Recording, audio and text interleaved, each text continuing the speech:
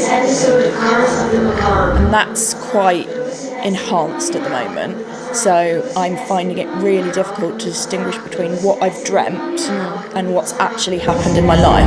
Apparently Americans are more likely to believe in ghosts.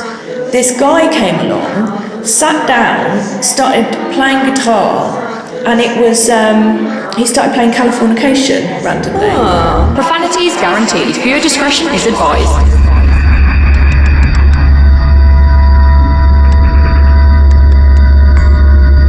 Hello. Good morrow. Good morrow in the afternoon. Yes. Welcome to another spooky chat. Excellent. I literally just had to go through my notes because I wrote this quite a while ago. So I was like, what exactly was I talking about? But now I know. Has anything weird and or spooky happened to you this week? Or in the last few weeks?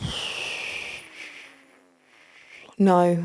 Okay. No. It's been a fairly stagnant existence. Of non-spookiness. Yeah. I went to the range this week and I was quite surprised because they had their Halloween stuff out already. Oh, yeah, TK Maxx. I've been on the website a few times. Yeah, well, Tons of stuff. I knew TK Maxx had they had over 1,000 products about a month ago, but I just didn't expect the range to have anything. But the trouble was, as soon as you walked in, they just had these giant clowns. Oh God, no! So it was like, it just wasn't very really confronting. It was. Tesco's have got some really nice Halloween stuff in. The one in Ely, anyway.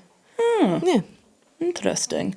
They've got, they had, the stuff in the range is really cheap. I mean, there's some absolute crap in there, but there's some nice stuff as well. But, okay, so today's spooky... Hang on, has anything weird or spooky happened to you? No, I don't think so. Gilbert? Nope. No. The only thing I would say is, we've talked about side effects before quite a lot of times, and I sometimes get derealisation, and that's quite enhanced at the moment. So I'm finding it really difficult to distinguish between what I've dreamt and what's actually happened in my life. So most mornings particularly, I feel very discombobulated because I'm like, did that happen? Did that not happen? Where am I? Who am I? But, you know. Mark got home on Friday after work and he was absolutely bungalowed with tiredness. And I said, well, go and have half an hour before dinner. And I went to wake him up for dinner and he didn't realise where he was. He didn't know where he was because he was just it must have been such a deep sleep. Yeah. Poor bugger. It's horrible when that happens because it's really disorientating, isn't it?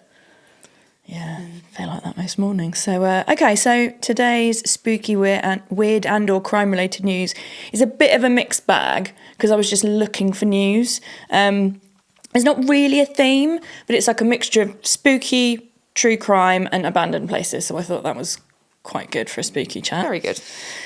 So according to a Newsweek article by Marnie Rose McFall, I love that name. Sounds like such a good name. She sounds like she could be like a gothic detective. Yeah. So on the July 24th, so actually when I did this, it was quite recent, but we haven't recorded it for a minute, so it's not as recent. But apparently Americans are more likely to believe in ghosts. But I guess there's more of them. Well, yeah. So there must be a reason for that as well, not just population size. yeah, well, so Gallup's poll found that Americans are mostly sceptical about paranormal phenomena, but certain demographics are more likely to believe than others. So just a side note, the Gallup poll refers to a variety of public opinion surveys conducted by the Gallup organisation, whoever they are. Imagine that being your job, put together like a supernatural paranormal survey. Yeah, like I'm really sorry, I'm very busy doing this today. And these surveys cover a wide range of topics from political opinions and social issues to economic trends and well-being, both in the United States and globally. So Google told me that.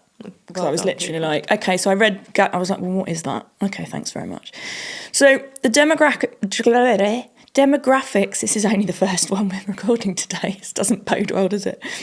Were identified were women, just in general, at 40%. See, I don't understand the percentages because, I mean... Yeah, so Mark says he thinks it will be sort of like the percentage rather than the total number of population. So a larger percentage rather than... Yeah. So women at 40%. The other demographic is people who infrequently attend religious service at 40%. So non-church goers, I think. Right. These demographics are so random. College non-graduates at 38%. What, the people that dropped out of college? I guess so. Yeah. Political moderates at 37% and liberals at 35%. Yeah. I wonder if the college thing is dropouts or those still studying. Didn't say. Because essentially, they haven't graduated yet, so they are non-graduate. Right, yeah, exactly. Could be any number of people, But then, then couldn't it? it's undergraduate then, isn't it? I have no idea. But overall, 48% of American adults believe in psychic or spiritual healing, while 39% express a belief in ghosts. I wonder if it's along the same lines of, like, they've got more religious cults out there than we do. Yeah, and I mean, it's a massive country. There's a lot more of them. So they are going to be more religious cults, I suppose, aren't I they? can imagine there's more Americans that believe in UFO abductions as well. Yeah. They seem to happen to Americans, the ones that I've read about anyway. Yeah, that's true. Yeah, same here. So the Gallup poll also identified 8 paranormal phenomena, which are as follows. Again, like you just said, wouldn't this be a great job if this is what you were doing? It'd be brilliant. So we've got psychic or spiritual healing, or the power of the human mind to heal the body. Mm-hmm. What do you think about that? It's the mind only goes so far. There's particular functions within the body that help to heal and stuff like that. Okay. So it goes beyond the mind. Don't get me wrong, the power of positive thought can go a long way. Mm-hmm.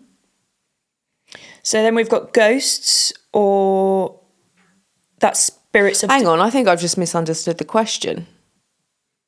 Or the... Psychic or spiritual healing, or the power of the human mind to heal the body.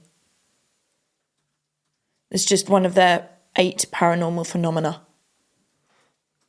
That's considered a paranormal phenomena? Mm-hmm. Yep. Oh.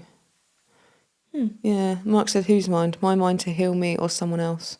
I don't know, they didn't say. They weren't specific. I need specifics. Okay, so so then we've got ghosts, or that spirits of dead people can come back in certain places and situations. Mm-hmm. I believe in ghosts. Mm-hmm. Telepathy, or communication between minds without using the traditional 5 senses. I mean, for twins, yes, maybe. Yeah. There's quite a lot of things about twins and telepathy. Yeah, definitely. I do believe in that. I think it probably takes quite a lot of, like, if you're not a twin, it probably takes a lot of, like, training of the mind. I wonder, though, because we often say things at the same time and whatnot. I wonder if that's like a form of telepathy almost. Could be. Shining but twins. Then it's like just how your mind, like the train of thought that your mind has. Yeah. I don't know. We don't know where. The other one is that people can hear from or communicate mentally with someone who has died. I would love that. I would, as long as you could turn it off. Because otherwise... I've got too much chatter. There's enough voices in there already.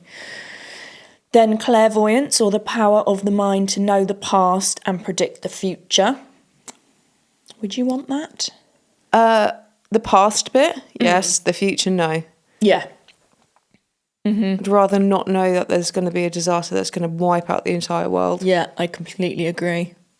You would never live in peace. No, never. It would be awful, wouldn't it? Yeah. You just have to be drunk all the time. Well, that or constantly on the night nurse. Yes, that's it. And then we've got astrology, or that the position of the stars and planets can affect people's lives. What do you think about that? Well, the word lunatic comes from the moon. The moon, yeah. So I do think there's something in there. Then reincarnation, that is the rebirth of the soul in a new body after death. I do believe in that. I'm on the fence. And then witches.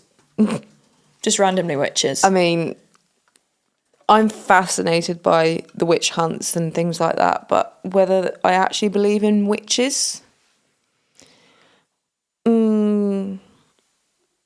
Sorry, Goobs has just typed a comment on our screen saying to Alison, "You have to believe in that." Talking about reincarnation, you said you were a sailor in a past life. No, that's Helen. She was a pirate. I was a pirate. I do wholeheartedly believe in it. I was apparently a medical student. Yeah, there you go. Yeah. So do you believe that or no? I mean, I'd like to believe that. Okay. I need to perhaps look into it a bit more. Perhaps have like a regression session. Goobs, what do you feel about reincarnation? Nope. Okay, fair enough. But yeah, in actual witchcraft, I'm not quite sure. Okay. I think obviously there's people that practice it and stuff, but whether there's any consequences or repercussions for it, I'm not quite sure. Interesting. I think the ones that were tortured back when were just people that were not looked kindly upon. Yeah. So the Gallup poll concluded and/or summarises that most Americans approach paranormal phenomena with caution. However, women, those who attend church less frequently, and adults without a college degree are more likely than their counterparts to be open to believing in at least a few paranormal phenomena. Meanwhile, religious service attendance is most associated with scepticism.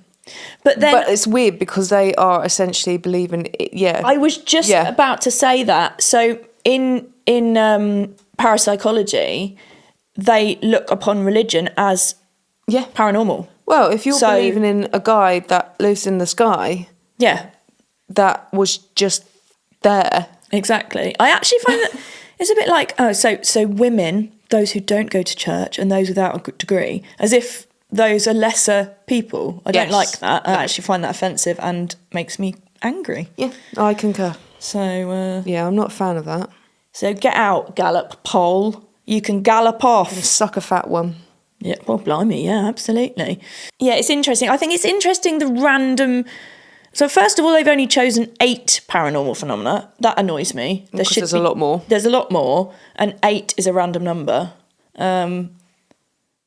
Yeah, I don't... Whoever did this, whoever's job it was to do this, was obviously slacking off. Because they didn't really go into it. I thought it was just a bit of a jolly... Yeah, that's it. One Thursday afternoon. Exactly, better get this done. So then the next story is true crime related, UK centric and transport based.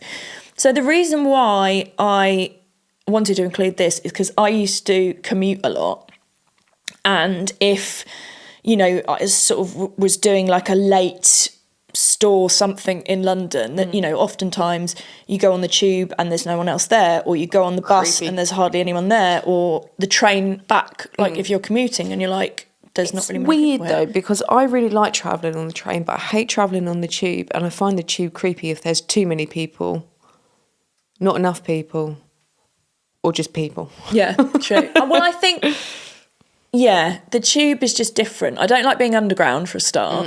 I think it's claustrophobic, and I think trains a little bit more relaxing. I find it calming. Yeah, exactly. And so, I always had, especially when they started reducing having, ticket inspectors and people on the trains who were supposed to basically keep an eye on everybody. And like you'd get on a train quite late at night and there wouldn't be many people and there's no one there, if anything goes wrong. So that's why I sort of included this. So manhunt for chokehold attacker who left victim unconscious at Bank Tube Station. So according to the Standard, a man fell unconscious after being put in a headlock and choked during a fight on the London Underground. The victim, in his 50s, was walking towards escalators at Bank Station when a suspect went past him and began swearing. British Transport Police said a verbal disagreement erupted and turned physical. The attack... When was this? June 30th. Oh. So the attacker placed the man into a headlock at the bottom of the escalators around 3:10 p.m. So it's middle of the day as well, on Monday, June 30th. The audacity. I know. He lost consciousness before the suspect fled the scene and boarded a Central Line train. Do you think maybe he was having a bit of an episode? If he's walking past just swearing? Possibly, because it doesn't make it clear whether they knew each other. I don't think they did. No. And why was he swearing at him initially? Yeah, it could have just been having a bit of a mentee bee. Yeah. So, but just the thought of, obviously this is a bit different because it's in a station, but just the whole concept of being on a train and something kicking off. Jeepers Creepers. Yeah, it's just a bit like... That was the underground one, wasn't it? Jeepers Creepers. On the train? Tube. Subway. Jeepers Creepers on the tube? Have I made that up? I don't know. I can only remember the first Jeepers Creepers. I think I've got the wrong film. That was on a bus. Oh no, was that the second one? The second one was on a bus. See, it's the... Yeah, Jeepers Creepers was in the middle of nowhere. Like I've got the wrong film guy then. with a death chute. Yeah, no, I've got the wrong film. And it was really good up until you saw what it was, and then it was like, you're not scary. Well, that was the case with Jeepers Creepers. So I wonder if there was like... I think there's 3 of them. The first 2 was in the middle of nowhere, but perhaps the third one was in a tube. Mark will look up. Yeah, okay, we'll find out. I really only remember the first one quite well, and then the second one... Oh, yeah, so there a 3? Huh. Yeah, the second one, it's a load of kids on a bus. Yeah. Transport related again, so... Yeah, when he was a gnarly old man doing weird stuff, it was much creepier, spoiler alert, than when he sprouted wings. And it was like, oh, you know... Not that one. Not that one, okay. Well, if you ever remember, just let us know. Yeah. Have you ever sort of had anything scary happen on public transport other than just being on public transport? Because it's horrible. It is, other than a train. But then when trains are too packed, I hate that. Yeah. No, I don't think so. No. I had a weird encounter once. So I was commuting at the time, and I was coming back late on a train, and I think there was something wrong with the line, because there always is on trains. So I had to get off at a different station and then wait for another train to change, basically. And it was deserted. It was nighttime. Nope. And there were these like drunk blokes who I think as I got off, they then joined the station, and I was, when you just get like a sick feeling, and I was really worried. And then all of a sudden, out of nowhere, this guy came along, sat down, started playing guitar, and it was he started playing Californication randomly. Oh. And it just was like, just the fact someone else was there. Yeah. So I think he was an angel. Oh, quite possibly. In my head, he was an angel. And a Chili Peppers fan. Yeah, Chili Peppers fan. And he didn't, I was kind of looking his way, did not make eye contact once. He was just looking straight ahead, playing guitar. And then the train came and I got on. Oh, I like that. But yeah, that was... there's obviously been like drunk groups and stuff around, but yeah, never anything sort of directed at me. Because I always try and make, you see these true crime things in horror movies, and it's always when someone's alone walking at night. So I've always avoided that. Yeah. But obviously, that was kind of unavoidable because there was something wrong on the trains. And yeah, but yeah. I'd forgotten about that actually. So there's that. So then, randomly, this is a true crime story, which you've probably heard about. So did you hear about the Australian death cap mushroom case? It's been quite widely publicised. So anyone who hasn't heard, there's recently been a trial of a woman named Erin Patterson who was accused of poisoning her in-laws by feeding them a beef Wellington made with death cap mushrooms. That's one way. Did you hear that? No. So this is... I think, isn't that something on Netflix at the moment? Possibly. Yeah, I swear it's like the mushroom murders. Yeah, it could be. Something like that, Yeah. It does seem like something that would end up on Netflix. So this is from Sky News. Mother of 2, Erin Patterson, 50, has been convicted of the 2023 murders, so not that long ago, of her former parents-in-law, Don and Gail Patterson, both 70. Are they former because they're now deceased, or are they former because she'd split up with her husband? So, yeah, so they did die. No, I know, but also is that because... she had split up with her husband. Right, okay. Yeah, so actually, yeah, twofold. And Gail Patterson's sister, so that would have been like her auntie-in-law, I guess, Heather Wilkinson, 66, along with the attempted murder of Reverend Ian Wilkinson, Heather's husband. So she was really going for it. Prosecutors said she served guests beef Wellington, knowing it contained deadly death cap mushrooms, also known as, oh my God, Amanita phalloides. Oh, please learn Latin. That would be hilarious. Mm-hmm. So under Australian law, the prosecution did not have to prove a motive in order to secure a conviction. Well, no, not every murder has a motive. Some people just want to kill them. Yeah, exactly. Instead, the jury was required to decide whether she knew the lunch contained death caps and if she intended for them to die. So after a 9-week trial in Morwell, Victoria, the jury concluded unanimously that she poisoned the guest on purpose and rejected her defence that the deaths were a terrible accident. Yeah, did she eat the Wellington herself? Well, there we go. Exactly. A sentencing date for Patterson is yet to be scheduled, but the charges carry a maximum life sentence. So the article goes on to explain that Patterson had invited the 4 victims for lunch at her home in Leongatha, a small town in Melbourne, on the 29th of July 2023. Her estranged husband, Simon Patterson, was also invited but didn't attend. Oh. Text messages read out in court revealed Patterson found his decision not to come really disappointing, as she had spent time and money preparing this special meal. Oh, I bet. Yeah, exactly. Yeah. He said he had listed them as financially separated on a tax return, which triggered a series of child support payments that meant he would no longer pay their 2 daughters' private school fees directly, he told the court. I mean, surely he would want to make that choice, that he would pay for his kids' schooling. You'd think so, wouldn't you, really? Speaking to the court through tears, Mr. Patterson said, "I was sure she was very upset about that." Yeah, I mean, you can be upset about something. You don't poison everybody. No. Reverend Wilkinson said he and his wife were surprised by the invitation, telling the Australian Broadcasting Corporation there was no reason given for the lunch, and I remember talking to Heather wondering why the sudden invitation.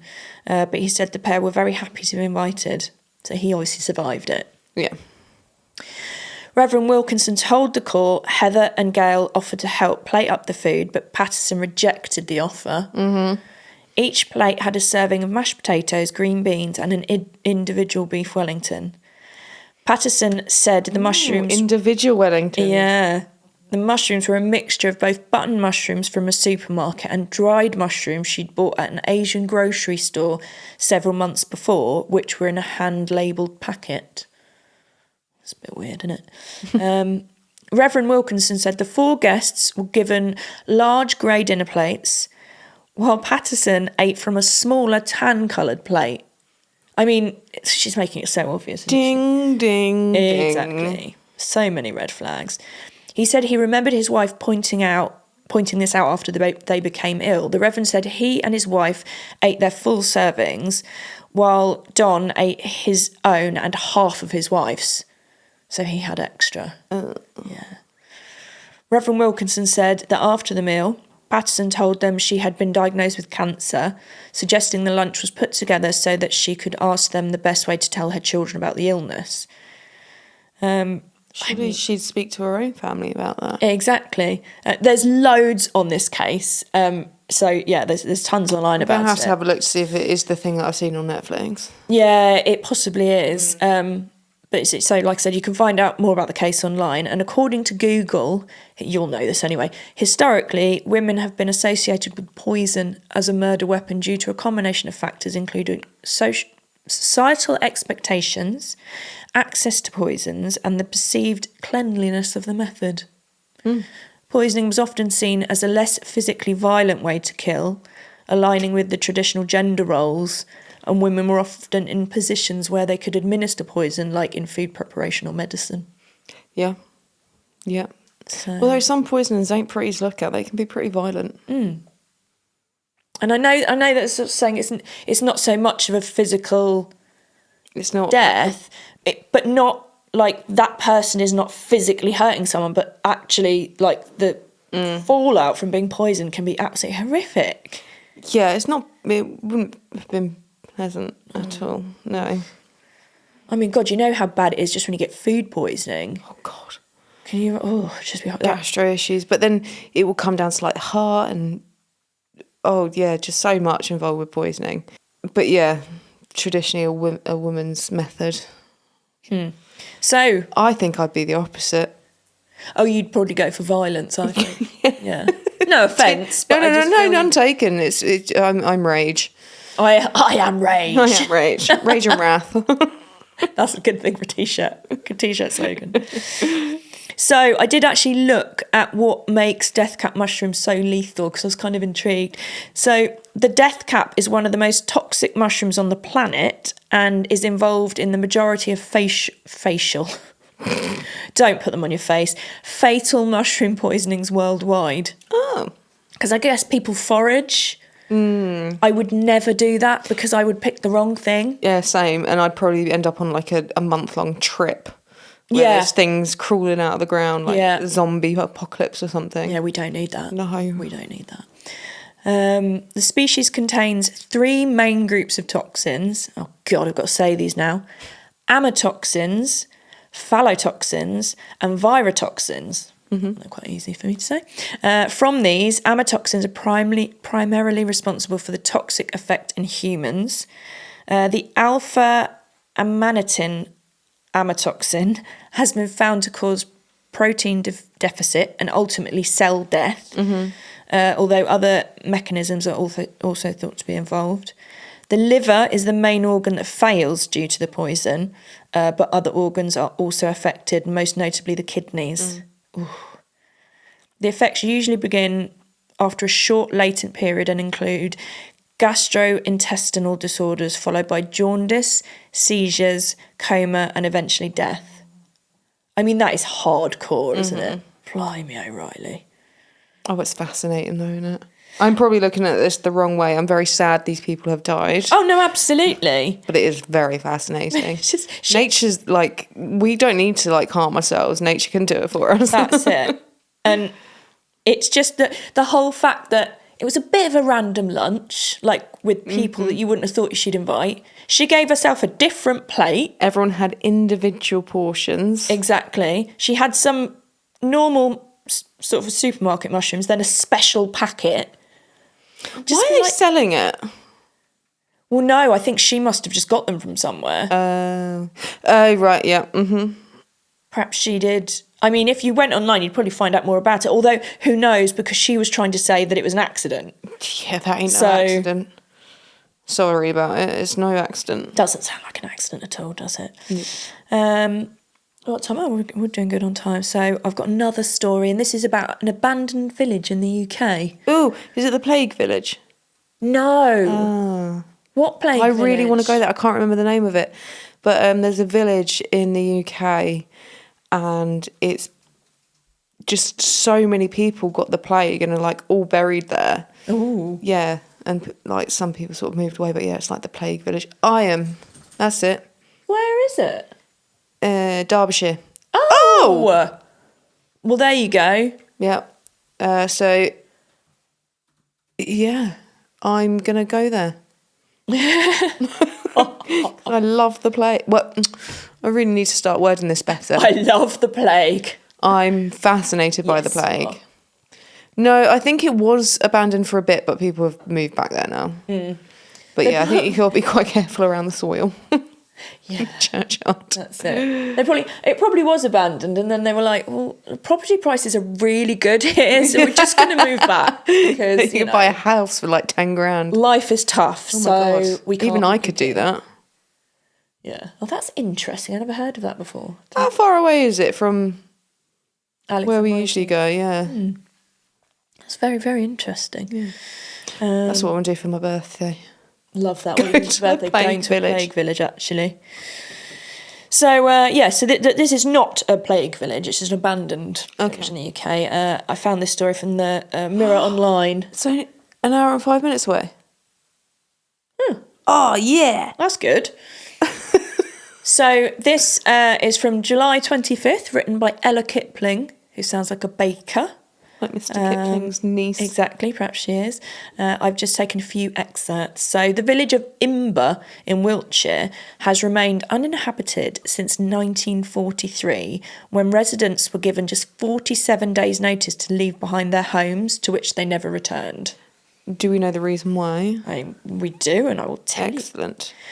A lost village in Wiltshire, which saw all residents forced out of their homes more than 80 years ago, has been abandoned ever since, and will be open to the public for just one day this summer. I'm pretty sure by the time I'm reading this, it's gone.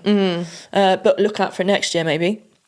So Imber, the uninhabited village on Salisbury Plain, was evacuated in 1943. I did wonder if it was something to do with the war. And the villagers were removed so American troops could use the land to train for the D-Day landings.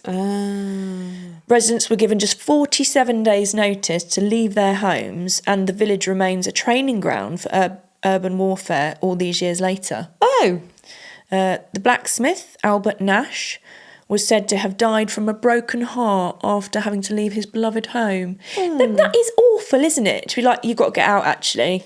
I mean, did they provide other housing? I have no idea. Did they put them up in a hotel? I mean, this was 1943. I doubt it. I mean, what did they do? I don't know. We need answers. Yeah, I don't like that. No, I don't like that either. But now, decades later, the village is opened up to the public on select days each year. So visitors can travel to Imber and step back in time to the ghost town, which is still uninhabited. Which, obviously, with them doing training there, you wouldn't want to do anyway. So this has only just gone, to be fair. This year, the village will be open on August 16th. Oh, okay. And to get there, you must take the Imber bus from Warminster. So there we go. It's £10 a ticket to go and have a look around this abandoned village. I just thought it was pretty cool. Yeah. I like how that's written. Imber's villagers were liberated of their homes. Yeah, that's hilarious. They were forced to leave, liberated of their homes. Basically, you stole them off them. That is PR, isn't it? So I wonder if they bought the properties from them, because surely they'd have to. Yeah, you can't just turf someone out. Go on, get out. You know. Yeah, don't know, just go. Yeah. And then you're like, well, where? I mean, that one poor bloke he died. He was so sad. There's more to that story. Yeah, I feel like there probably is. You couldn't get away with that now, I don't think. Oh God, no. I mean, unless you were being evicted because you know, bailiffs and stuff. Yeah, but to evict a whole village. Oh, a whole village, yeah, no. The only way to do that is if they were building a motorway, but then they'd have to give people the price of their property. Yeah. Or if there was like some sort of contamination thing. Again, like I don't even know if the plague village. No, they would have been quarantined there. They wouldn't have been told to move. They would have been quarantined. And then when they all died, everyone went, well, we're not going back there, are we? Yeah. So until later on when the house prices were reasonable and they went back. Yeah, and the levels of plague were deemed not catastrophic anymore. Yeah. So I think it was my old senior told me that the plague still lives in the soil in Africa. Do you know what? That was going to be my question to you. Was it, say, for example, this village, if a lot of people die there, would it still live in the soil, or is it too far gone that... I mean, it's difficult. I don't really know the ins and outs of that kind of thing, because that is like... science. That's proper, like, pathology. Yeah, so there you go. The plague is not eradicated. Found in parts of Africa, Asia, South America, and the Western United States. See, my conspiracy mind says they're not going to get rid of it, because if they need it for population control, they'll just go, oh, sorry, there's a plague. Yeah. See you later. Oh, bubonic plague's back. Yeah. Make sure you don't have a sweaty groin. Yeah. Because it likes moist, damp, warm. Ew! Damp, warm crotches. folds. Yeah. Too late for Mark. Soupy. Swampy. Oh, Spence. Think of the word swampy and I think of Spence. I do now. I think Yeah. of Vegas and Spence. And he Swampy. mimosas, but he called them samosas. Yeah. Which is what they are now. So, Absolutely. Fancy a samosa. Absolutely. Yeah, why not? So the plague is still present, which is very concerning. But also, I think there's probably laboratories where they've got one of absolutely everything in case they need to come up with a vaccine again. Vaccine or warfare. Warfare. That's where my mind goes. Yeah. Bio-warfare. Yeah. Absolutely. Yeah. I mean, we are just surmising, but I'm pretty sure we're right. I think we're right. That's the thing. Smallpox is still somewhere. It's got to be. Yeah, definitely. Well, that was. It's not supposedly, but it is. it's in a lab. It's been grown. Yeah, it's somewhere. They've just got it on the back burner just in case. There you go. Not in the natural environment. Yeah, natural environment. That means there's one in space. It is contained in 2 secure research labs. See, Yeah, one in the US and one in Russia. that is scary. Very scary. Sorry, I'm wearing my BP watch today, and actually it's the wrong time because it's set 10 minutes ahead because it's Helen time. So it's just It randomly. needs to be set an hour ahead. For I know Helen it time. does. I know. And you were still late. Still late, yeah. I know. I was dilly-dallying. Dilly-dallying. Yeah, but that's it anyway for Speaker Chat for today. I enjoyed It it. was a bit of a mixed bag. I really want to. I know it's not on the theme or anything like that, but I would love to do like a speaker chat on, say, like the plague and witchcraft mate? and things like that. So I think I might do that. Well, and it'll be something different for the listeners. We can do that for like Halloween specials because we don't need a reason because it's Halloween, and Halloween for us is pretty much every day anyway. So. Yeah. I reckon though, like, the witchcraft ones would be good for Halloween because then that, you know, ties in probably with Samhain. How do you say it again? Oh God, I never get it right. I don't know. Samhain. Can't remember. Rubbish. Yeah. We should know that. Yeah, we really should. Should bloody know that. Have you got pocket? Get in your pocket. Get in the bin. Yeah, I've actually got a random fact. Oh, amazing! Thought about it this morning when we were driving back from Tesco after having breakfast with Mark's parents. That was a burp.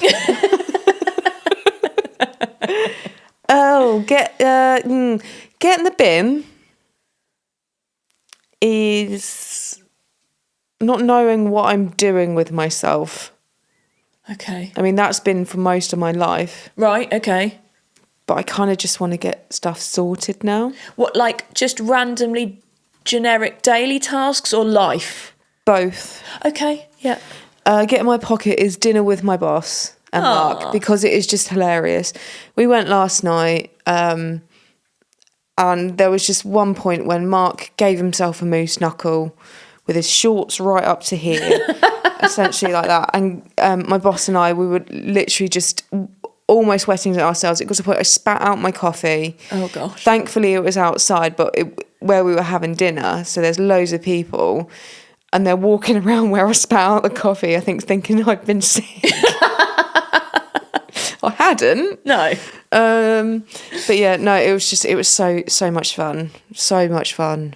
And that is one thing I will miss about sort of temping at that place.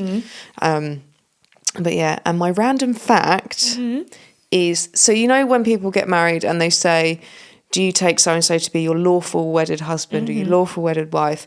I used to think they were saying awful. Do you take so-and-so to be your awful wedded husband? Maybe some of them were. Absolutely. Well, divorce, you know. Yeah. So yeah, that's my weird random fact. Love that. Thank you. Oh, that's very, very good. So, okay, well, Goobs is still writing his random facts. So, pocket. So my get in my pocket is, I went to the Ivy on Friday and it was absolutely gorgeous. The Ivy? The Ivy in Cambridge. Oh yeah. It was really lovely. I've never been there before. Really like that. What did you have? What did I have? They did like this really nice vegan curry. Oh. which was really lovely. Okay. And I had a prosecco with strawberry and watermelon in it. Oh, shut up. It That was sounds really amazing. good. It tasted like a melted ice lolly. It's really good. So when am I going? Yeah, I mean, I didn't pay. I couldn't afford to pay, not yet, not until I get a few of my commissions in, because it's very expensive. It was very, very, very, very nice. Bin rude people. When you're walking on a path, parents especially, I'm going to have a go at parents. I hate it. They think they're entitled because they've got a pram. Thank you. So you move off the pavement in the way of death, possibly. And do they say thank you? Do they even acknowledge help? you? They don't even look at you. No. I hate it. It really. Oh. See, this is where my passive aggressive comes in, because I turn around and go, "You're welcome." Yeah. But I do that with a lot. Yeah, I would do that too. But that really annoys me. Yes. And my random fact is I would really like to meet a moose. Mark's got a moose knuckle. Yes, that connects nicely too. I don't want to meet that moose. I would like to meet an actual moose. Anyway, you've not specified moose as in a moose or moose as in a dessert. As in a moose. As in a moose. Yeah, a big creature. What's wrong with his moose knuckle? Well, it wasn't the right moose. I don't want to meet one of them. It wasn't the right kind of moose. No. Why? Because that wasn't my random fact. No, why do you want to meet a moose? Oh, I thought you were going, why do you not want to meet a moose knuckle?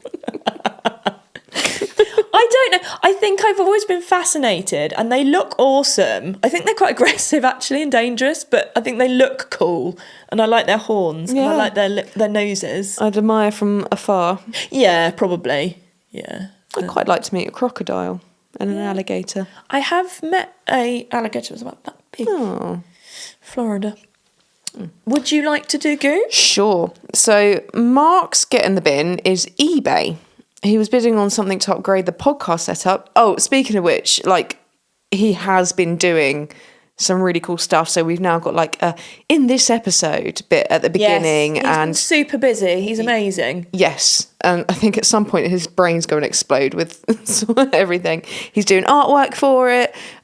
He's doing so much. But yes, he was looking to upgrade the podcast setup, and just around the corner from where he works, and they declined his bid and took the listing down one day before it was due to end. So he's livid. Damn. Yeah. Buggers. Yeah. And his get in his pocket is GDK. Oh, this place is amazing. So it stands for German Doner Kebab. Okay. And this is where we went for dinner with my boss. So it's at Cambridge service station. Right. We've been hanging out at a service station. Okay. And it's basically, there's this waffle bread. And they do a plant-based one as well. And it is just delightful. Amazing. It is so yummy. And we're kind of obsessed with it at the moment. We've been twice in 2 weeks, haven't we? Cool. And his random fact is that he used to believe that his dad fought polar bears. And he looked a fool in school because... Why did you think that in the first place? Did he just tell you that? Okay. Yeah. He Just literally randomly. said, I fight polar bears. Fantastic. Mark believed it. That's good. Well done. Parents do tell you funny things. I remember somebody, I don't remember who it was, and I think this probably happens to quite a lot of people. They told them when they were kids that if the ice cream van was playing a tune, they'd run out of ice creams, which That's is a so big one, isn't mean. it? And I remember, I think I've said this before on here, but my mum telling me to not look out the window when there was a thunderstorm because it would attract the lightning in. And I believed that up until I was about 19. Shut up. And then literally Joe's sister Rachel went, think about that for a minute. And I was like, yeah, that's ridiculous. Just didn't question it. I was like, okay. 19. Yeah. I was like, okay. I just figured like your eyeballs just attracted the lightning. I don't know. I know. Yeah, I know. is. I know. I'm related to that. Yep. If we ever get married, you'll be So related to will that you by be. marriage. Negative. You're the reason we will never get married. Thanks, Helen. I think it generally, I can't take all the thing. It's the whole family, actually. I think. Oh, God. To be fair, I'm surprised he's still with me. Yeah. Well done, mate. Yeah. Okay, well then that's it for our spooky chat. Thank you massively to Goobs, Mark, the Goober from Park Lane Gilbert, Studios. Giblets, all the things. Mr. Moose. Mr. Moose Knuckle from Park Lane Studios for the lighting, the sound, the recording, the editing, the animations, the everything. Social media. Production. Let us know what you think of like the new sort of beginning, the new hook and all of that lot, because I mean, I think it's great. I am biased, but it is good. It's good. Cool. As a certain je ne sais quoi. Literally the only socials I do is I will post stories on Instagram randomly when I remember for cars, and an odd random post. That's kind of it. So where can they find us, Helen? They can find us on linktree/Cars and Macabre, and we've got merch on there. Mm-hmm. We've got everywhere you can listen to us, where you can watch us on YouTube, and contact emails, so you can send us any stories you've got. They don't have to be car related, they just need to be spooky or true crime, in fact. Or just weird and wonderful. Uncanny. Just anything. And when you watch and or listen, like, subscribe, download, set alerts, comment, review, share. Spread the love. Yeah. Not the plague. Spread the love, not the plague. I think that's everything. I quite like that. Yeah. Spread love, not plague. Yeah, that can be another T-shirt. Well, I will do more slogans on T-shirts if people start buying them. Yeah, otherwise there's no sense me keep designing stuff. You're letting yourselves down, really, because they're very comfy. Mm-hmm. I like them, especially the side effects. We need to get some of those. We really do, and I really still want that tote bag. Yes. Yeah. We've got tote bags, hoodies, T-shirts, all the things. Yeah. We need some tracky bottoms. We do. I don't think they do them at the moment. Trucker hats. Trucker hats, because this is from the same. Yeah. Yeah, we should do some trucker hats. I think that's it then. I think it is too. Well, thank you very much. Thank you again, Goobs. Thank you, Ali. And until next time, stay spooky, bitches.